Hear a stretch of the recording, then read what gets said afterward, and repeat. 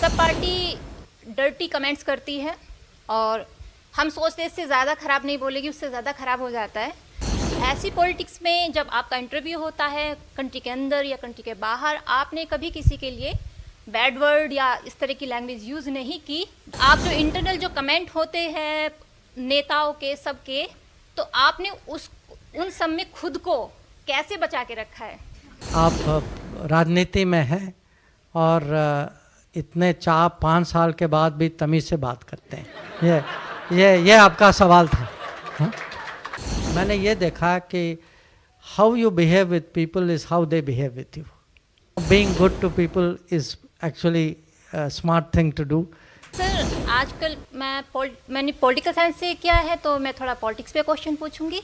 आजकल इलेक्शन है इंडिया में और सब पार्टी डर्टी कमेंट्स करती है और हम सोचते हैं इससे ज़्यादा ख़राब नहीं बोलेगी, उससे ज़्यादा ख़राब हो जाता है।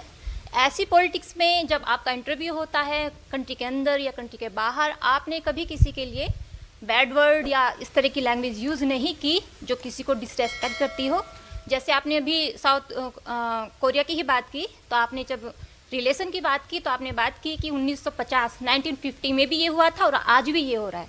तो आप जो इस तरह से हिस्ट्री को, प्रेजेंट को बिल्कुल मैच्योर करके बात करते हैं या अपनी कंट्री को जिस तरह से प्रेजेंट करते हैं, और आप जो इंटरनल जो कमेंट होते हैं नेताओं के सबके, तो आपने उन सब में खुद को कैसे बचा के रखा है?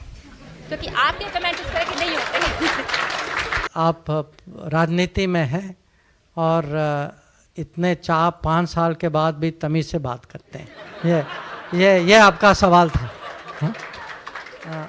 तो देखिए, ऐसा है, ये आप राजनीति में बहुत it's actually very interesting domain.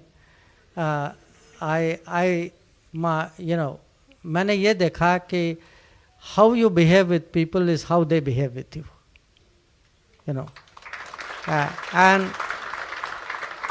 in many cases, because अब जो राजनीति में many leaders there, अब उनमें से बहुत लोग होंगे जहाँ कहीं ना कहीं पहले, अब जब मैं कूटनीति में था, एम्बेसडर था, कहीं कोई दोस्त था, कोई गेस्ट था, somewhere we have looked after. I think many of us have been through that experience.